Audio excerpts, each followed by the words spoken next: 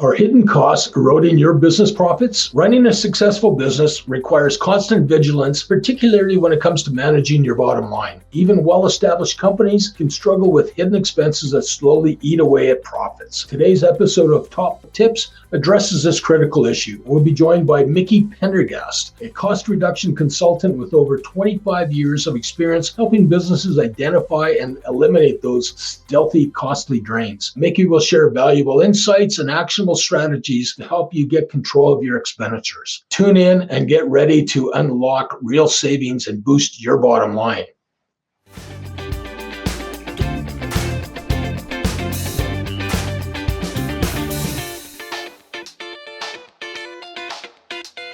Hello, Mickey. Welcome to the show. Hey, Greg. Thanks. Good to see you. Hey, Mickey. So, many businesses unknowingly are leaving money on the table due to hidden operational costs. Can you tell us about your company, Schooley Mitchell, and what kind of solutions do you offer to help businesses save money? Yeah, for sure. It's a great question. We have kind of a unique service that people don't even always know exists. It's a cost reduction consulting company, which people, like I say, don't know is even a thing out there. But it's what we do. It's all we do is find ways to reduce costs for our clients. So it's kind of the definition of what we are. So Mickey, many businesses unknowingly are leaving money on the table due to hidden operational costs. Can you tell us about your company, Schooley Mitchell, and what kind of solutions do you offer to help businesses save money? Sure, I'd be happy to. Kind of a unique company, as I mentioned. It's a cost reduction consulting company, which people don't even know exists. They do it internally if they do it at all, but we have kind of our own way of doing things we've developed over the past 30 years. So we have over 100 analysts in-house that we use that knowledge base, that leverage to renegotiate terms with existing providers. They have several teams of people that will do a thorough review of our clients' bills and statements and contracts to uncover hidden costs and opportunities to save money through that initial benchmarking exercise against that massive database. And then the other big piece is that once we've done the initial investigation and discovered where the savings might be,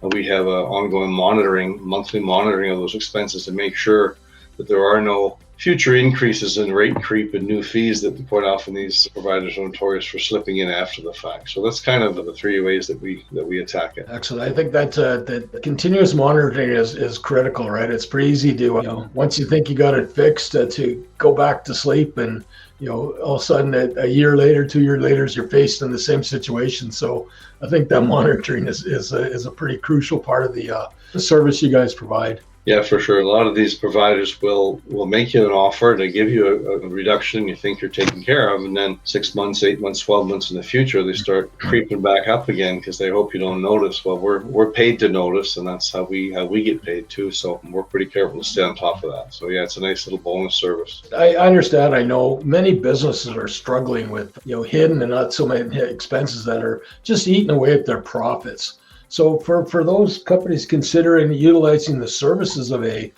cost reduction specialist like yourselves, what are kind of the top 3 tips they should take into consideration when, again, considering your services? I think the first thing I always tell business owners or people that have the responsibility for the financial performance of their company. First thing is they have to really pay attention to understand where their spending is happening, where the money is actually going every month. So it's really important to do that yourself internally with a monthly P&L or some kind of a review with your bookkeeper or accountant. That's number one, to understand what you're spending. And then if you don't have the resources to really address any issues yourself, then understand that there's expertise out there that you can leverage.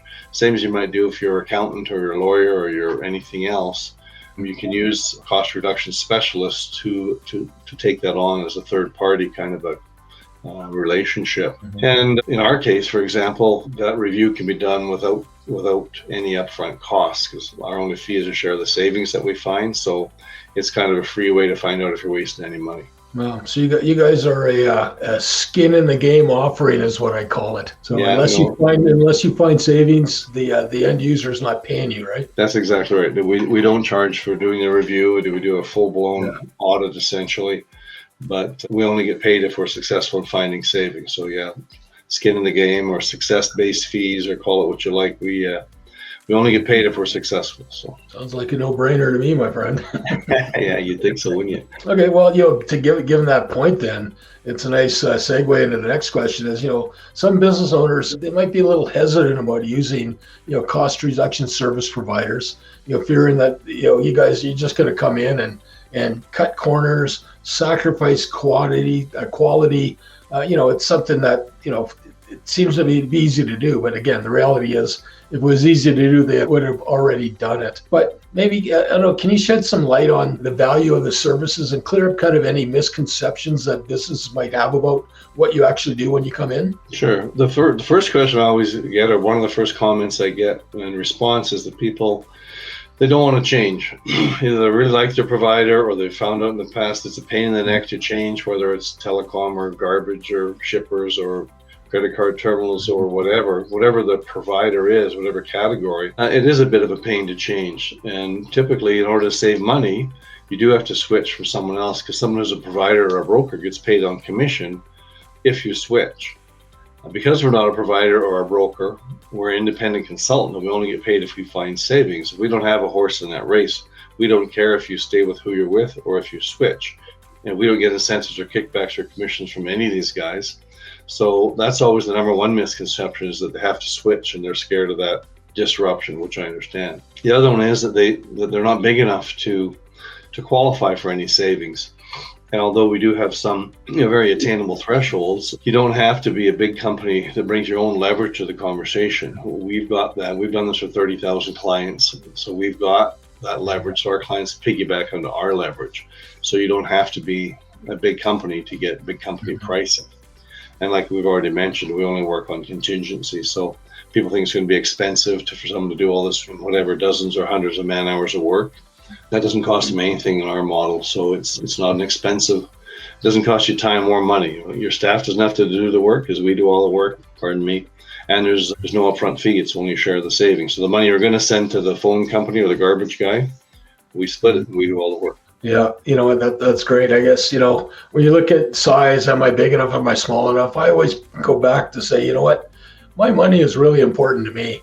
So if you're willing to go and try to help me find some of my money, I don't care how the other guys are, how big they are, whatever. I know what's important to me. So guys, if that's what you're thinking is, give Mickey a call. So Mickey, as discussed, cost reduction services can be a great way to save money. But you know what? Navigating through the different providers can be a little tricky.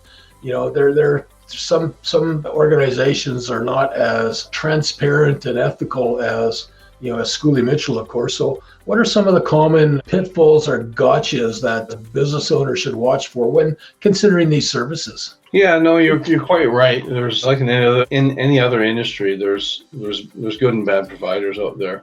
What I've run across is there are some organizations that claim to do the same thing that we do, but they do take commissions and kickbacks from the vendor. So they're trying to direct you towards whoever gives them the biggest commission instead of what might be the right provider for the client. We don't do that. We're very strict about that. There's also guys that kind of come in and out of industries like this that might have been laid off from TELUS or company X, and they think they can jump in and do what we do, but they're a one-man show. They've been around for months or weeks, and they don't have the same kind of track record. We've been doing this for over 30 years.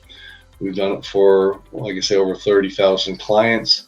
So we've got that leverage, that track record, and we have 200 offices across North America. We have to maintain our reputation as well. So we're on top of that to maintain that sort of the good name out there in the market. And we've been doing it for a long time, and we'll be here for a long time to come. And one more thing that's related to that, we found that the contracts that you sign as a customer are usually geared towards protecting the vendor, not protecting the customer. They always say, well, I've got a contract, I'm in good shape. That may or may not be the case. More often than not, the contract is there to protect the vendor. So you need someone who lives it, who does this day to day, and is experienced with various contracts in all these industries, so that you know that you're getting someone who's on your side of the table in this negotiation, not on the vendor side. And that's a big difference that we bring to the table. Yeah, huge. It sounds like, building trust is crucial for any successful partnership, especially when it comes to finances, cost reduction. People are trusting you. So again, Schooley Mitchell has a pretty solid reputation. Maybe to illustrate some of this trust building approach that you guys use, can you share a story about a client that you came in and you helped them with out of a problem, help them save money, save on their cost reductions? Yeah, no, absolutely. There's several, but and you're absolutely right. We're talking about people's money here, how they work, 40 or 60 or 80 hours a week to make this money, and I hate to see it leak out the back door. So it's really important stuff we're talking about here. So the one client that comes to mind is it's actually a meat packing plant. We work across all industries, but this one in particular was a meat packing plant, and a fairly common story. I met with the controller, and she was spread pretty thin, wearing 10 different hats. And she said, I think there's probably some savings here in more than one category, but I'm just barely keeping things together here. So anything you can find for us is a bonus, and you do all the work anyway, so have at her. So she had us look at telecom and their credit card fees. And we did our normal analysis where we looked at their bills and their contracts. We noticed the number of lines they were paying for, and we did what we call a traffic study to see if those lines were all being used. We found that they weren't necessarily, so without getting too technical, we did do some optimizing as well as renegotiate some rates. We were able to reduce their telecom spend by 26% and the merchant fees by 17%. And in both cases, they were able to stay with their existing provider. We brought them some quotes from some competitive providers just to make sure that they understood what the whole marketplace looked like at that time.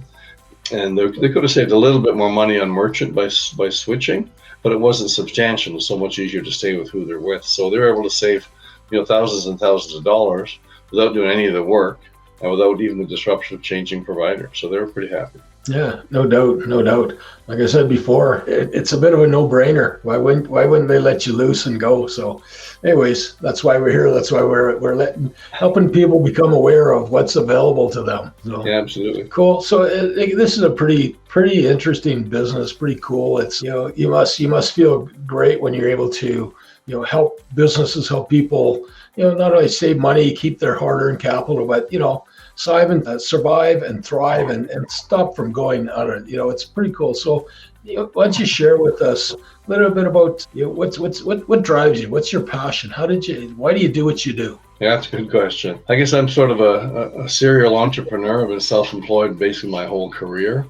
So I really respect the people that are out there taking chances, starting business, running businesses, taking the risk, creating jobs, all that stuff, usually without the help of the government. Quite the opposite. Usually government's the ones that get in the way. And as well as a lot of these big vendors, these big mega corp kind of vendors, they don't really care about the small and medium industry type people. So I really enjoy when I can save people money. These are the people that are growing our economy, and they're the sort of the backbone of the economy that we're in.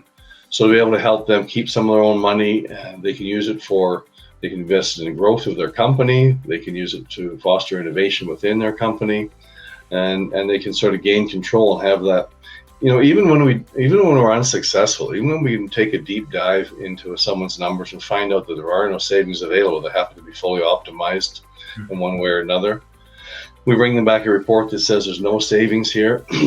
That still provides them with the peace of mind, knowing that they're not wasting any money. And that's still valuable to me and to them. So it's really about providing that support that the independent business people don't have in that conversation. A couple of thoughts come to mind as I always feel that, I, as a business owner, operator, can make better spending decisions on my money than any government ever could.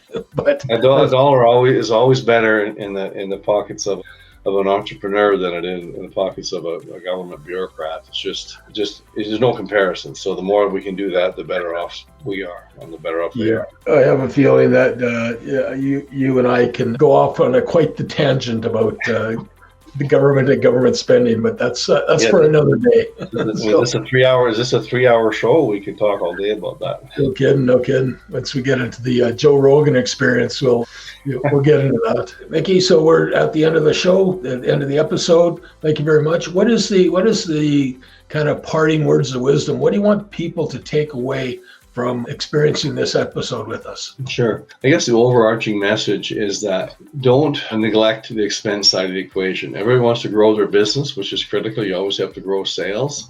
But if you're not watching the expenses, then then you're not really necessarily growing the profit. And that's critical. The old saying, take care of the pennies, the dollars take care of themselves. It's just a critical part of running a tight business. Awesome. Well, hey, listen, that's all the time we have for today's episode of Top Dog Tips, No BS Business Advice.